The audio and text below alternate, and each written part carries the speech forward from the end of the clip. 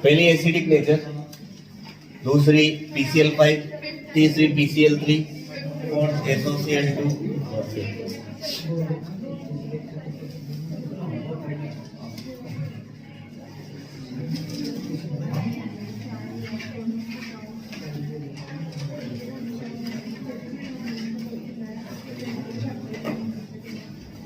Dehydration, dehydration का मतलब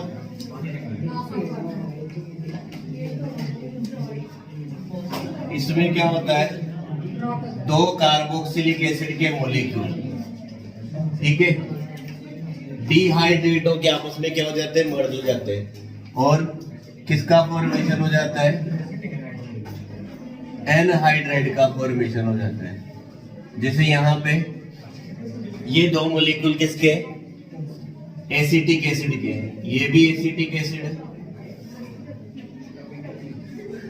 और ये भी एसिटिक एसिड है, ठीक है। इसका क्या कराओगे, डिहाइड्रेशन। डिहाइड्रेशन जो करवाया जाता है जनरली वो डिहाइड्रेटिंग एजेंट की प्रेजेंस में करवाया जाता है और डिहाइड्रेटिंग एजेंट कौन है यहाँ पे, तुम्हारा H2SO4, ठीक है, या P2O5 भी ले सकते हो या H2SO5 भी ले सकते हो, ठीक है। तो यहाँ पे डिहाइड्रेटिंग एजेंट लोगे और जैसे ही डिहाइड्रेटिंग एजेंट लोगे क्या हो जाएगा, ये यहां से H2O का एलिमिनेशन हो जाएगा और तुम्हें क्या मिल जाएगा, एनहाइड्राइड मिल जाएगा। इसका मतलब ये है कि कार्बोक्सिलिक एसिड का जब डिहाइड्रेशन करवाया जाता है तो क्या मिल जाता है तुम्हें, एनहाइड्राइड मिल जाता है। इसको क्या बोलोगे तुम, एसिटिक एनहाइड्राइड। क्या बोलोगे, एसिटिक एनहाइड्राइड। आ गई बात समझ में, ठीक है। नेक्स्ट इसके बाद में एस्टरिफिकेशन।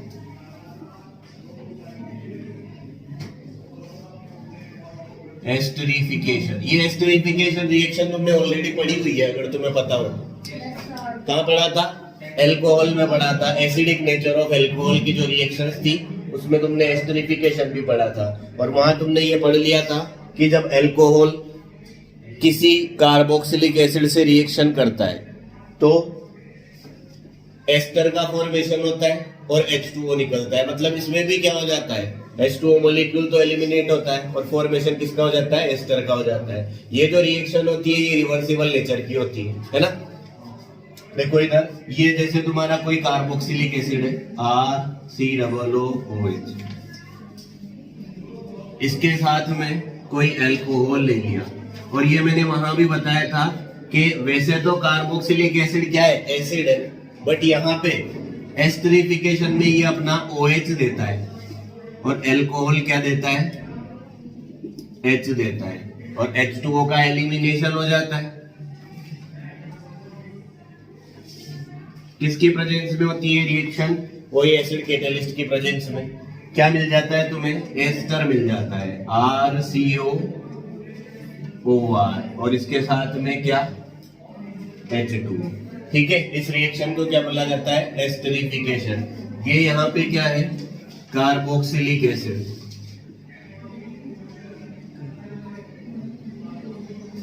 ये क्या है, एस्टर। जितनी भी रिएक्शंस होती है ना, रिएक्शन याद करना तो बाद की बात होती है, पहले तो तुम्हें कंपाउंड्स की अच्छे से नॉलेज होनी चाहिए। किसको एस्टर बोलते हैं, किसको एसिड बोलते हैं, कौन अल्कोहल है, कौन एल्डिहाइड है, कौन कीटोन है। ठीक है, रिएक्शन याद करना तो बाद की बात होती है। पहले तो ये पता होना कि कंपाउंड क्या होता है, किस रिएक्शन में कौन तो रिएक्शन करता है, किससे रिएक्शन करता है, किसकी प्रेजेंस में रिएक्शन करता है और क्या बनता है। ठीक है, हवा में अगर रिएक्शन को पढ़ोगे तो कुछ नहीं हो पाएगा। ठीक, अब जैसे ये एक जनरल रिएक्शन है, अब इस जनरल रिएक्शन में इस आर की जगह कुछ भी दे दे, तुम्हें उससे थोड़ी डरना है। इस आर की जगह जैसे तुम्हें ये दे दिया जाए,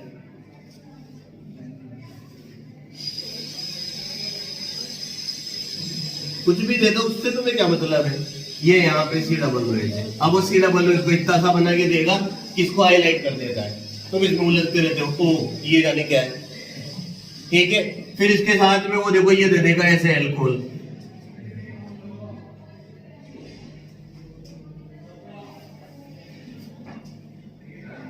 फिर तुम इसमें उलझते रहोगे, ओ ये तो जाने के आ गया सर, नहीं पड़ा।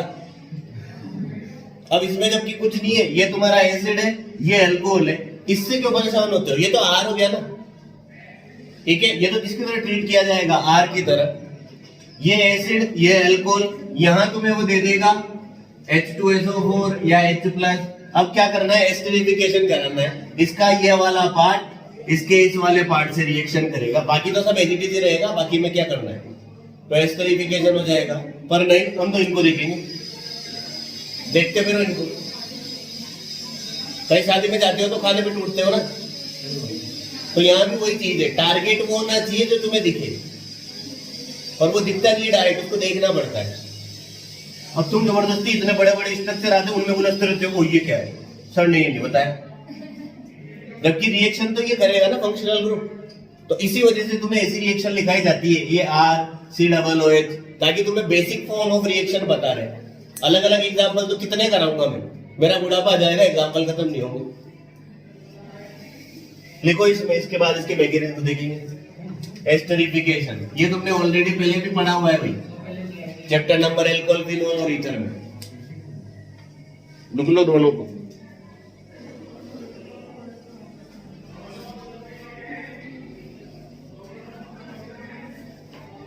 अल्पेज खान,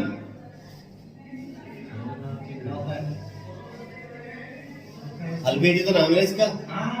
मोहम्मद कैफ, मोहम्मद कैफ भी नहीं, मैं नहीं बोल रहा।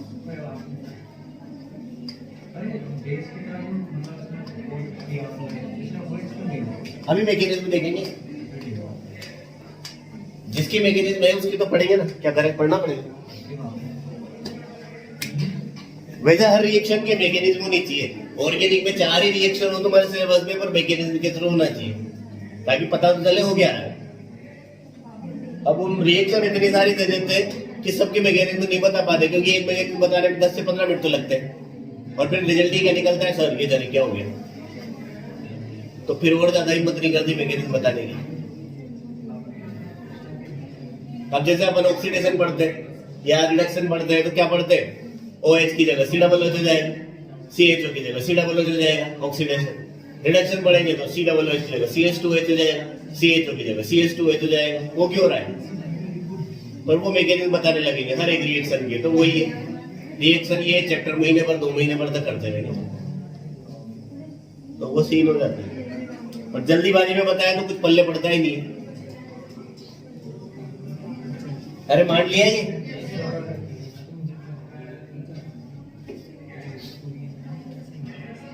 इसमें कुछ नहीं करना। यहां से H हटेगा, यहां से OH हटेगा, और ये बीच में जुड़ जाएगा। ये इधर पंख पहला करेगा, उधर पंख पहला लेगा।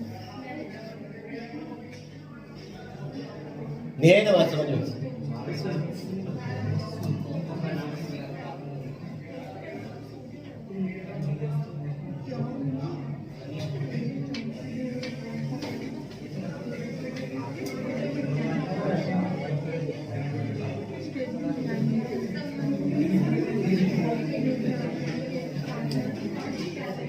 ये तो H देगा, ये OH देगा, और इस CO से कौन जुड़ जाएगा? ऑक्सीजन। तो इसको घुमा के इधर जोड़ दो, वो जोड़ दो, बना लो। और इसको कभी बनाने के बाद भी तुम डरोगे, ओह ये जाने के लिए। पर वो यहाँ पे एस्टरिफिकेशन दिखता है ना, एग्जाम में पता नहीं क्या दिखता है वो। इसके बाद में देखो मैकेनिज्म, इसके बाद में क्या है? मैकेनिज्म। देख लो भाई मैकेनिज्म। आओ मैकेनिज्म देखें। ये तुम्हारा कार्बोक्सिलिक एसिड, ठीक है। अब मैं इसमें थोड़ा सा चेंज करूंगा कि ये जो एल्कोहल है ना, इसको R की जगह R' से बता देता हूं, ताकि ये पता लगे कौन सा एल्काइल ग्रुप कहां पे जुड़ा हुआ है। ठीक है साहब, है ना। अब क्या होगा, यहां पे सबसे पहले देखो ये ऑक्सीजन इधर शिफ्ट करेगा इलेक्ट्रॉन को, तो इस पे प्लस आएगा। तो ये ऑक्सीजन जो है ये यहाँ पे क्या करेगा, कार्बन के पास में इलेक्ट्रॉन भेज देगा। मतलब ये यहाँ पे न्यूक्लियोफाइल की तरह एक्ट करता है। और ये यहाँ पे इलेक्ट्रोफाइल के कनेक्ट करते हैं। ठीक है, अटैक हो जाएगा। जैसे अटैक होगा ये बनेगा, ये R ऐसा का ऐसा, ये कार्बन, इस पे ये ऑक्सीजन, नेगेटिव चार्ज आ जाएगा। ठीक है, इस कार्बन से कौन बॉन्ड बनाएगा? ये ऑक्सीजन, ये H और ये R। ऑक्सीजन ने जैसे अपने इलेक्ट्रॉन पेयर दिए, इस पे क्या हो जाएगा? पॉजिटिव आ जाएगा। क्या आ जाएगा? पॉजिटिव। और ये यहाँ पे क्या हो जाएगा? इधर ये OH। ठीक है, अब इसके बाद में क्या होता है आगे देखना, यहाँ पे एक प्रोटॉन ट्रांसफर होता है, ये वाला हाइड्रोजन यहाँ पे शिफ्ट होता है। क्या होता है ये? Proton transfer. जैसे ही प्रोटॉन ट्रांसफर होता है, ये COR और यहां ही हो जाता है OH2+। ये अभी ऐसा का ऐसा ही है। ठीक है, अब तुम बोलोगे सर क्या जरूरत है कि प्रोटॉन ट्रांसफर होने की? तो एक्चुअली में क्या होता है, ऑक्सीजन के ऊपर पॉजिटिव चार्ज है ना, ये पॉजिटिव चार्ज बर्दाश्त नहीं कर सकता। तो इसके पास दो रास्ते हैं, या तो बॉन्ड तोड़ के चला जाए या हाइड्रोजन को भगा दे। अब बॉन्ड तोड़ के जाने की कोशिश करता है तो एल्काइल ग्रुप बोलता है बच्चा थोड़ी हूं जो ले जाएगा मेरे को साथ में। ठीक है, तो ये हिलता नहीं है, मतलब ये क्या होता है? बेड लिविंग ग्रुप होता है। ठीक, और यहाँ H2O क्या होता है? Good leaving group. तो ये क्या करता है? एल्काइल ग्रुप को तो परेशान नहीं कर सकता, तो किसको धक्का मारता है? हाइड्रोजन को। अभी हाइड्रोजन जैसे ही दर दर की ठोकरें खाता है, इस ऑक्सीजन के पास आ जाता है, तो ये किस में कन्वर्ट हो जाता है? OH2+ में। अब ये OH2+ अच्छा लिविंग ग्रुप होता है। ठीक है, एक स्टेबल मॉलिक्यूल की फॉर्म में अलग हो जाएगा, इस वजह से अच्छा लिविंग ग्रुप होता है। तो यहाँ क्या होता है? ये वाला ऑक्सीजन अपने इलेक्ट्रॉन देता है इधर और ये निकल जाता है बाहर। ठीक है साहब, यहाँ पे क्या हो गया? ये H2O निकल गया और क्या मिलेगा इस जगह पे?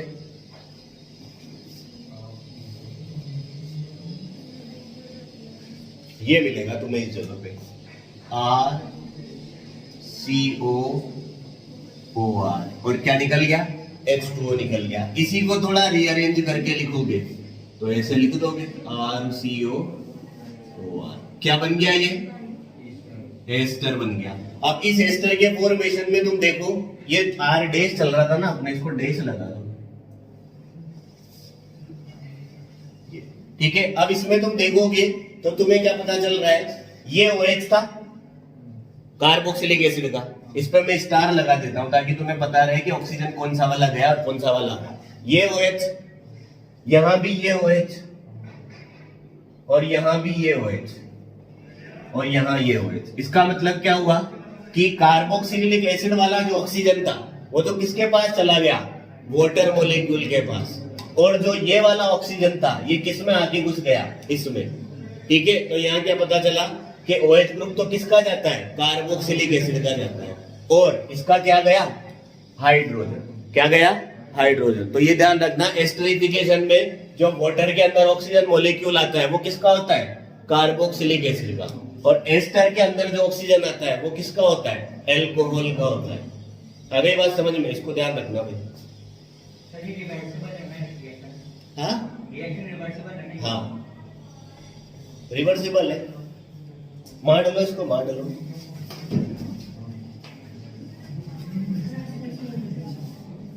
हाँ, टेस्ट है ना। कौन छुट्टी? दोनों को मारो।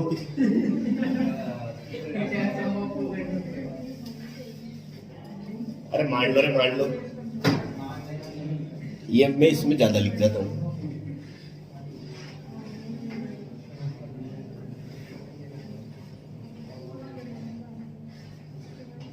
और वरुण सब बढ़िया? टेस्ट है आज तो? नहीं, बीमार नहीं होना। बीमार तो शाम को टेस्ट देने के बाद होना घर पे, फिर कल से जाना सुबह। बता दे, तुम टेस्ट के दिन बीमार भी होते हो। हम जैसे जैसे बच्चे थे, हमारे टेस्ट होता तो हम तो बहुत ओवर एक्साइटेड होते थे। आज तो टेस्ट है, आज तो टेस्ट है, आज तो टेस्ट है। मैं नहीं पढ़ूंगा। तुम बता नहीं टेस्ट के दिन कैसे क्या कर लेते? मतलब मैं तो इतना खराब था कि मैं जिम ना नहीं छोड़ता, पर टेस्ट के दिन जिम ना छोड़ देता था। घर वालों का दबाव ही इतना होता था। जिम ना नहीं जानते तुम? अरे छोड़ो रहे। क्या किया तुमने अपनी लाइफ में? जिमना नहीं जानते तुम? कौन कौन नहीं जानता जिमना? जिमना नहीं जानता? वेडिंग पार्टी में जाते हैं ना, क्या करने जाते हो वहाँ? तुम से नहीं तो जाते। मेरे से एक बार किसी ने पूछा ऐसे कि जैसे किसी वेडिंग पार्टी में जाते हो या कहीं जाते हो तो क्या करने जाते हो? खाना खाने जाते हैं। उन्होंने मेरी तरफ देखा 3 बार। ऐसे तो देख रहा है, तू जाता है तो तू खाना खा के नहीं आता क्या? पूछने वाले से मैंने पूछा तू शादी में जाएगा तो खाना खा के नहीं आएगा क्या?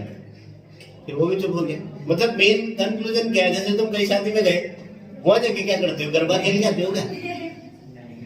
बताओ, अगर मैं तुमसे एक क्वेश्चन पूछता हूँ, जेन्युइन यही तो है लॉजिक। कोई ऐसा है क्या जो शादी में जाता है और शादी करके आता है? शादी में जाते किस लिए, मतलब ये तो बताओ लॉजिक क्या है? शादी में खाना खाने जाते हो, कुछ अगर मान लो तुम तरीके से गए हो तो गिफ्ट दे के आ जाते हो। हमारी तरफ जाते हो साइंस की तरफ से तो बिना गिफ्ट के आ जाते हो। और ये है जाते तो खाना खाते हो ना। अब उसमें भी लॉजिकल क्वेश्चन लगा लगा के पूछेंगे तुम शादी में क्यों जाते हो? हाँ वो ठीक है, कुछ भी पहन के जाओ, पर शादी में तो जाते हो ना, तो मेन वहां पे तुम्हारा टारगेट क्या होता है?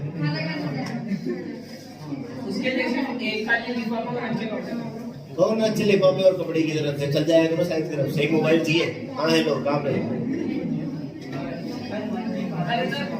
ऐसा मत करना, चल मत जाना कहीं लट पड़ जाए। बोल रहा हूँ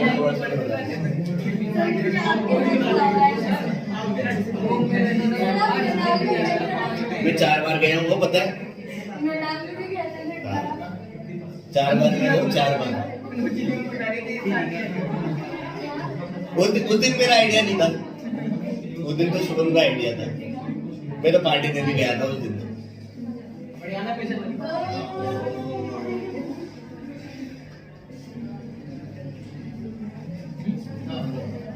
अरे हो गया साहब ये।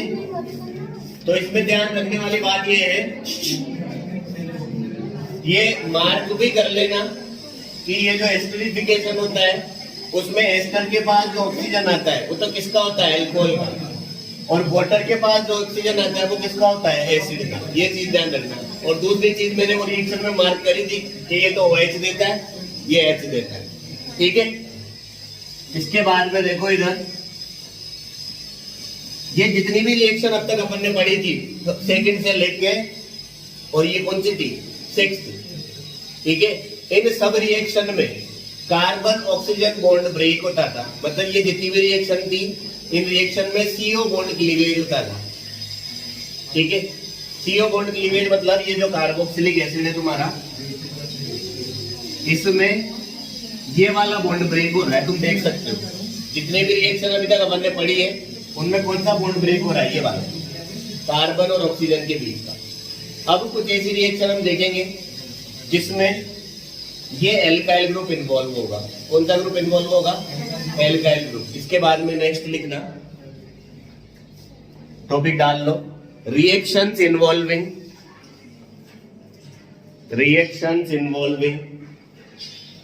Alkyl group of carboxylic acid. Reactions involving alkyl group of carboxylic acid. Reactions involving alkyl group of carboxylic acid. ऐसी रिएक्शन जिसमें कार्बोक्सिलिक एसिड का कौन सा ग्रुप इन्वॉल्व होगा? Alkyl group. और इसमें लिख लो hello Volhard Zelinsky reaction.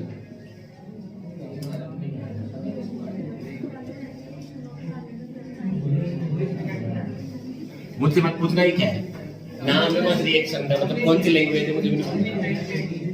Hell Volhard Zelinsky reaction. Volhard नहीं है, वेस्ट इंडीज वाला।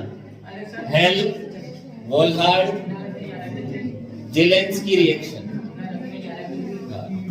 हेल वोल्हार्ड जेलेंस्की रिएक्शन, ठीक है। इसको बोला जाता है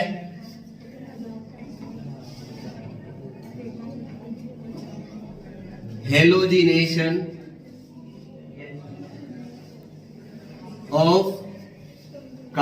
कार्बोक्सिलिक एसिड,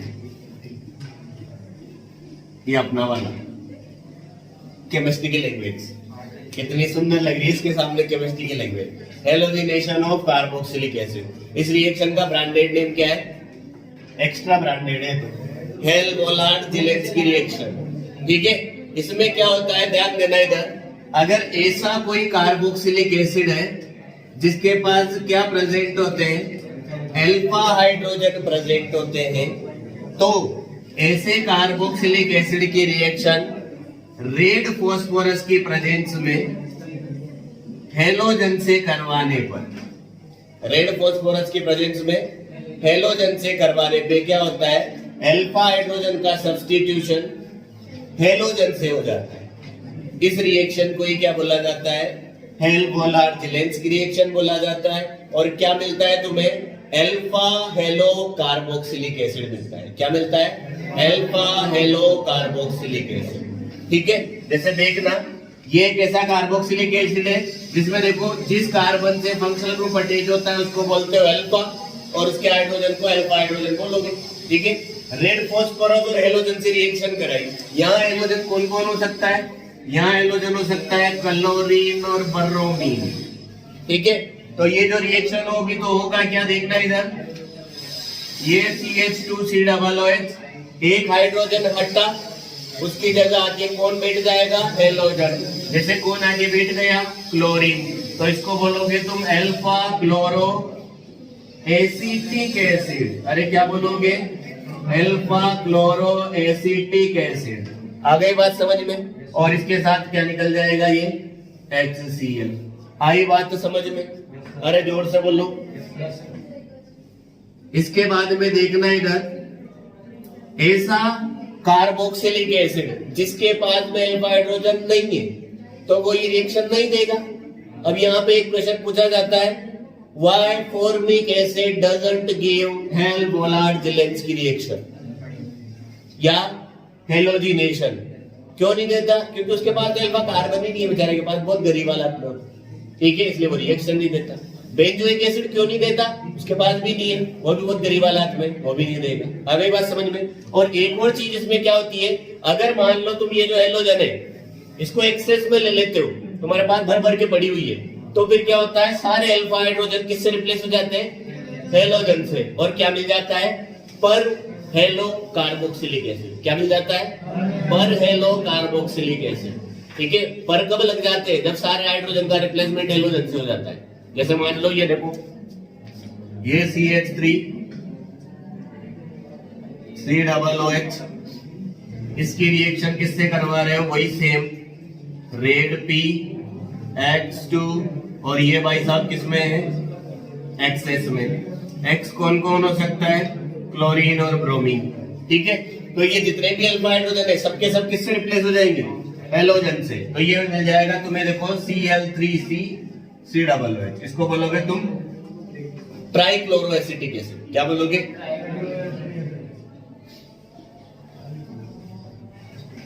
एसिटिक एसिड। ठीक है ना, मान लो इसको, ये भी एसिटिक, ये भी एसिटिक, वो अल्फा क्लोरोएसिटिक, ये ट्राइक्लोरोएसिटिक।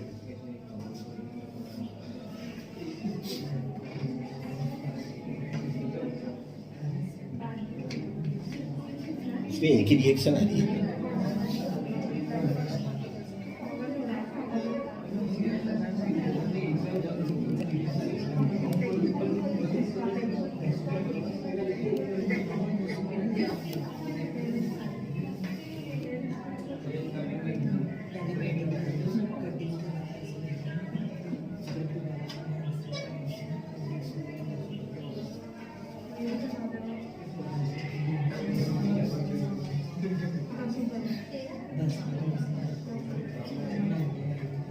हाँ, एग्जाम में कभी तो पढ़ रहे हैं यार, ऐसे केस पे मतलब कभी कभी तो बहुत गजब के क्वेश्चन कर लेते हो। ये होते हैं जेन्युइन क्वेश्चन।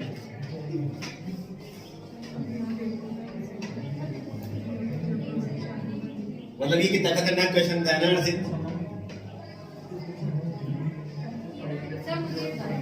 हाँ बोलो, आप बोलो। जो आज एग्जाम में आ रहा है ना, पूछ लेना तू तो पूछ नहीं यहाँ बता मुझे पूछ तो फिर लाज में तू भी पूछ सबको एक डाउट है तो फिर मिला के 10-15 डाउट लाएंगे मतलब कितनी अच्छी बात होती है। तुम सब अगर मिल बांट के करो ना तो तुम्हारी स्टडी कितनी इजी हो जाए। जैसे तुम 15-20 बच्चे हो, एक बच्चा अगर एक भी अच्छा वाला डाउट पूछे तो 15 डाउट होते हैं। 15 डाउट में मैक्सिमम एक चैप्टर तो कंप्लीट हो जाएगा आराम से। 15 कॉन्सेप्ट क्लियर हो गए 15 डाउट में। अच्छे डाउट और पूरे डाउट में डिफरेंस ये होता है कि एक तो अच्छा डाउट है जो संभव ने पूछा था, बुरा डाउट वो है जो मुझे समझ में नहीं आता। आप कैसे भी मान लो हो गया भाई।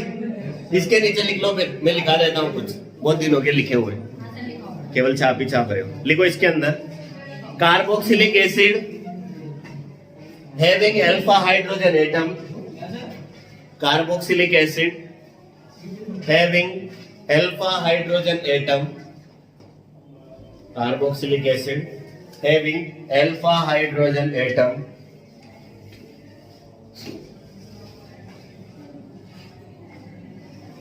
give the substitution reaction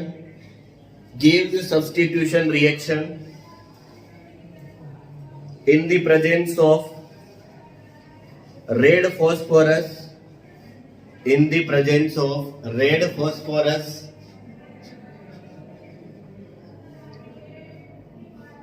and halogen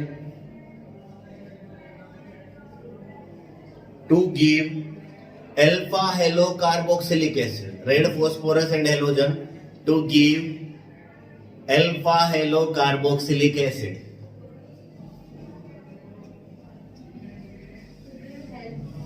carboxylic acid line change करके लिखना।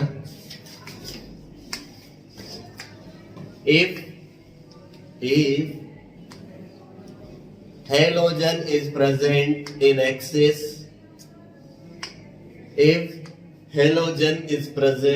excess, then all alpha hydrogen atoms are replaced by halogen. All alpha hydrogen atoms are replaced by halogen. फिर लाइन चेंज करके लिखो formic acid and benzoic acid, formic acid कितना धीरे बोल रहे and benzoic acid, formic acid and benzoic acid, formic acid and benzoic acid do not give this reaction. Formic acid and benzoic acid do not give this reaction. ठीक है भाई, तो formic acid और benzoic acid ये वाली reaction नहीं देता तो क्या लड़ाई करोगे क्या उनसे? नहीं देते। क्यों नहीं देते? क्योंकि उनके पास अल्फा हाइड्रोजन एब्सेंट होता है ना, और उसका रिजल्ट दिखाने की रिक्वायरमेंट नहीं है, वो तुम खुद देख सकते हो। ये होता है फॉर्मिक एसिड, बायाओं ये तो होता है फॉर्मिक एसिड, और ये होता है, ये क्या होता है? अरे पहले लिखने दो, ये बेंजोइक एसिड। ठीक है, तो इन दोनों के पास अल्फा हाइड्रोजन नहीं है, इसलिए ये अल्फा हेलो सब्स्टिट्यूशन रिएक्शन नहीं देते, सीधी सी बात है। ठीक है, इसके बाद में देखो नेक्स्ट रिएक्शन है तुम्हारी रिएक्शंस। लिखो, अरे लिखो reactions involving complete C double OH group, reactions involving, हाँ नेक्स्ट टॉपिक है बीच में से, reactions involving complete C double OH group, reactions involving complete C double OH group. जैसे ये जो C डबल OH ग्रुप की रिएक्शन है ना, ओवरऑल इनको अगर अलग अलग पार्ट में डिवाइड करके देख रहे हैं, फ्रेगमेंट करके, है ना। पहले देखी थी कुछ ऐसी रिएक्शन वहां लिखा नहीं था, है ना, जैसे बता भी दिया मैंने, सेकंड से लेके और फिफ्थ या सिक्स तक जो रिएक्शन थी एस्टरिफिकेशन तक, वो ऐसी रिएक्शन थी जिनमें कार्बन ऑक्सीजन बॉन्ड क्लीव हो रहा था। ये जो रिएक्शन बढ़ी इससे पहले इसमें एल्काइल ग्रुप पे रिएक्शन हुई, COOH पे कुछ फर्क नहीं पड़ा। अब ये जो रिएक्शन होगी इसमें पूरा का पूरा COOH काउंट हो जाएगा, पूरा का पूरा COOH क्या हो जाएगा, चेंज हो जाएगा, या बोलो रिएक्शन में इन्वॉल्व हो जाएगा। और इसमें फर्स्ट रिएक्शन है तुम्हारी वो 6 के बाद वो 7th नंबर थी, फिर ये 8 नंबर है ना। इस रिएक्शन का नाम है soda lime decarboxylation. Soda lime decarboxylation. वो हेल बोलार जिलेंस की रिएक्शन वो नंबर नहीं देते क्या? वो भी तो 7 नंबर है, तो ये 8 नंबर हुआ ना। इससे पहले वाला 7 तो था, लड़ लो 6 7 6 7 कर लो। सोडा लाइम डीकार्बोक्सिलेशन, देखना इधर, जब तुम कार्बोक्सिलिक एसिड के, ये तुम्हारा कार्बोक्सिलिक एसिड, इसकी रिएक्शन जब तुम सोडियम से कराते हो तो सोडियम क्या है, मेटल। कोई भी एसिड मेटल से रिएक्शन करके क्या करता है, हाइड्रोजन गैस पूर्ण करता है और सॉल्ट बनाता है। क्या बनाता है, सॉल्ट बनाता है। तो जब तुम कार्बोक्सिलिक एसिड के सॉल्ट की रिएक्शन किससे करवाते हो, सोडा लाइम से करवाते हो। किससे करवाते हो, सोडा लाइम। सोडा लाइम होता है NaOH और CaO का 3:1 में मिक्सचर, ठीक है। तो जब सोडा लाइम से करवाते हो किसकी reaction, sodium salt of carboxylic acid की रिएक्शन, तो देखना CO2 निकल जाता है, ये Na और O, Na2O निकल जाता है, और ये हाइड्रोजन किससे जुड़ जाता है, एल्काइल ग्रुप से। और किसका फॉर्मेशन होता है, एल्केन का। ध्यान से देखना, CO2 निकल गया, ये Na और ये NaO, ये मिलके बनाते हैं Na2O। क्या बनाते हैं, Na2O। और एक क्या मिल गया, CO2। ये Na2O और CO2 इन दोनों को मिला के यहां लिख दिया जाता है Na2CO3। क्या लिख दिया जाता है, Na2CO3, ठीक है। और ये जो हाइड्रोजन बचेगा ये किससे जुड़ता है, एल्काइल ग्रुप से। तो एल्काइल ग्रुप से जब हाइड्रोजन जुड़ेगा तो क्या बनेगा, एल्केन बनेगा। क्या बनेगा, एल्केन बनेगा। आई बात समझ में, ठीक है। तो ये सोडा लाइम डीकार्बोक्सिलेशन रिएक्शन होती है जब sodium salt of carboxylic acid की रिएक्शन सोडा लाइम से करवाई जाती है। ये जो मिक्सचर होता है इसको कलेक्टिवली क्या बोला जाता है, सोडा लाइम बोला जाता है, ठीक है। इसको क्या बोलोगे, sodium salt of carboxylic acid, या बोल लोगे सोडियम कार्बोक्सिलेट। क्या बोलोगे, सोडियम कार्बोक्सिलेट। ये तुम्हारा कार्बोक्सिलिक एसिड है ही से। ओवरऑल ये जो रिएक्शन है ये यहां से स्टार्ट है, बट एग्जाम में क्या करता है, वो यहां से शुरू कर लेता है। तो फिर बच्चे परेशान हो जाते हैं, सर ये क्या हो गया, यार तो समझ में आ रहा है ये क्या है। तो ये वो सिंपल एसिड बेस रिएक्शन है, और क्या है, ठीक है। तो कार्बोक्सिलिक एसिड के सोडियम सोल्ट की रिएक्शन सोडा लाइम से कराओगे, एल्केन बनेगा।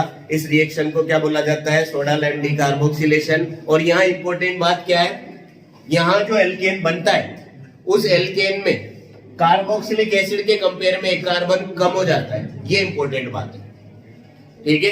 जो एसिड बन रहा है तुम्हारा, उस एसिड के कंपेयर में यहाँ जो एल्केन है उसमें एक कार्बन कम है। तो अगर एक कार्बन कम करना हो कहीं भी तुम्हें, कोई ऐसी रिएक्शन आ जाए, तो उसमें इस रिएक्शन को यूज करना इंपॉर्टेंट हो जाता है। लिखो इसको, ये तो बैलेंस करने के लिए निकाल दिया। अगर यहाँ H2 लिखना है तो ये 2 लेना पड़ेगा, क्योंकि हाइड्रोजन निकलेगा तो वो H की फॉर्म में नहीं निकलता है, H2 की फॉर्म में निकलता है। अब यहाँ एक हाइड्रोजन है तो H2 की फॉर्म में, फिर यहाँ पे तो लिखना पड़ेगा। अरे मान लिया, ये जल्दी मांडो, जल्दी मांडो। फिर मुझे इसमें थोड़ा सा करेक्शन करना है। क्या करेक्शन, R बराबर निकालने के एग्जाम्पल बता दूंगा।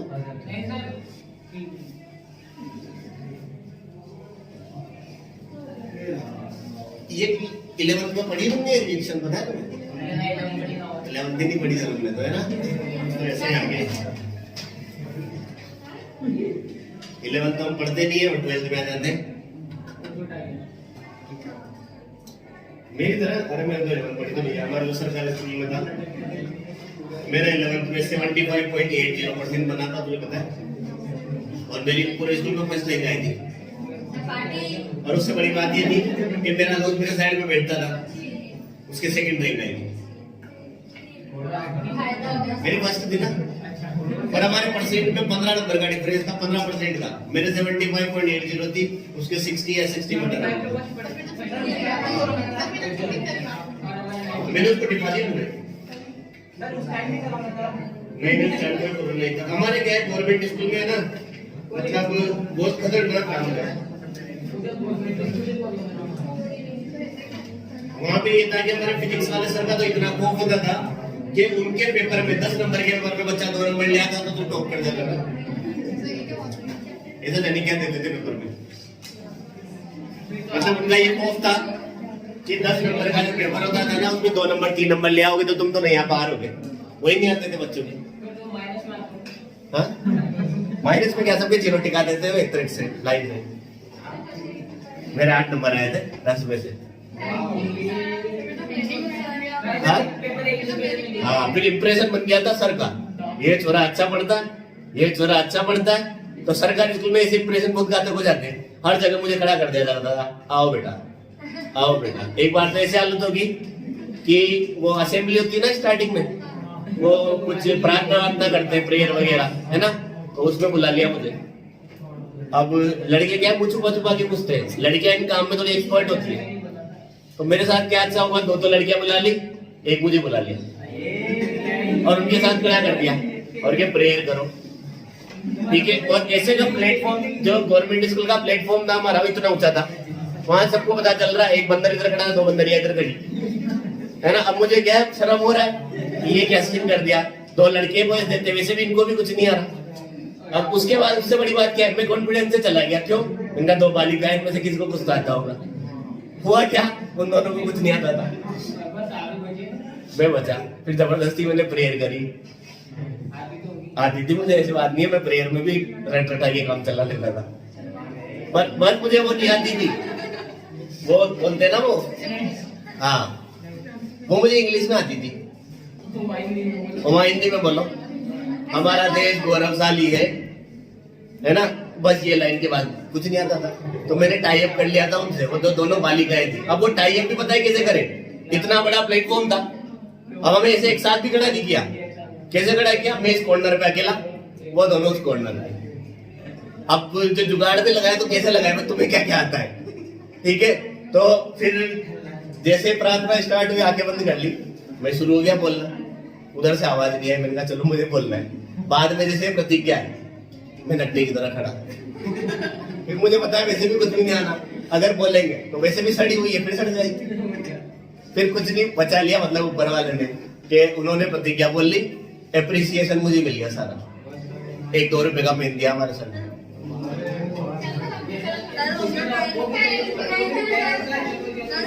देखो इधर, जैसे अगर यहाँ पे तुम मिथाइल ग्रुप ले लेते हो बेटा, तो ये हो जाएगा एसिटिक एसिड। इसको क्या बोलोगे, एसिटिक एसिड। यहाँ पे क्या हो जाएगा, ये CH3COOH, इसको बोलोगे सोडियम एसीटेट। क्या बोलोगे, सोडियम एसीटेट। फिर ये रिएक्शन हो जाएगी, इस CH3 से कौन जुड़ जाएगा, हाइड्रोजन, तो इसको तुम बोल दोगे CH4। मतलब ये क्या मिल जाएगा, मीथेन, जो एक क्या होता है, एल्केन होता है। क्या होता है, अब देखो इसमें इंपॉर्टेंट क्वेश्चन कैसे बनते हैं। एक क्वेश्चन तो डायरेक्ट पूछेगा, अगर पूछना होगा तो, कि सोडा लाइम डिकार्बोक्सिलेशन बताओ, या फिर ऐसे पूछेगा, how will you prepare ethane from propanoic acid.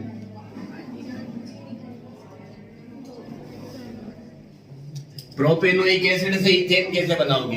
अब प्रोपेनोइक एसिड का मतलब पता होना चाहिए, 3 कार्बन का एसिड, तो 3 कार्बन के एसिड से 2 कार्बन का एल्केन बनाना है। तो अब मैंने बताया था कि इसमें 1 कार्बन कम हो जाता है, तो थोड़ा सा ये चीज दिमाग में आनी चाहिए। क्या बनना, प्रोपेन प्रिपेयर है, तो प्रोपेन कैसे बन जाएगा, इथेन बोलो।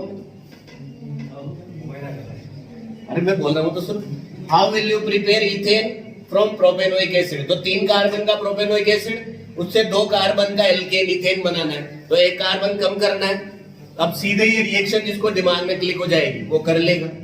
दूसरा ऐसे भी पूछ लेते हैं, ठीक है। दूसरा क्वेश्चन कैसे पूछ लिया जाता है,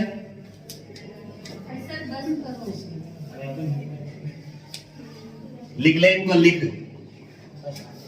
दूसरा क्वेश्चन पूछेगा salt of which carboxylic acid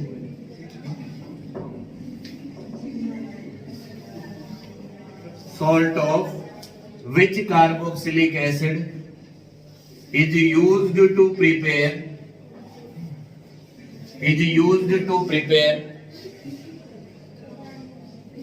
propane। ठीक है, किस कार्बोक्सिलिक एसिड का सॉल्ट लिया जाए प्रोपेन को प्रिपेयर करने के लिए, है ना। आगे बोल देंगे बाय सोडा लाइम डीकार्बोक्सिलेशन।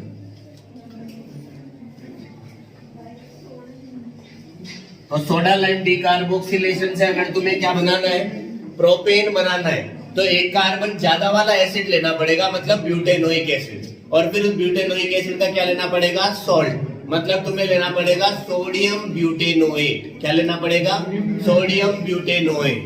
अरे ये बात तो समझ में आ रही होगी, हिंदी में ही बोल रहा हूं।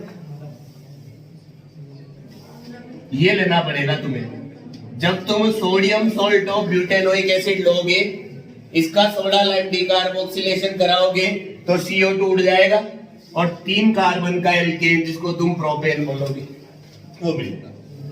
ठीक है, मान लो इनको, इनके आंसर तुम ही लिखोगे भाई, मैं तो लिख दूंगा नीचे HNP।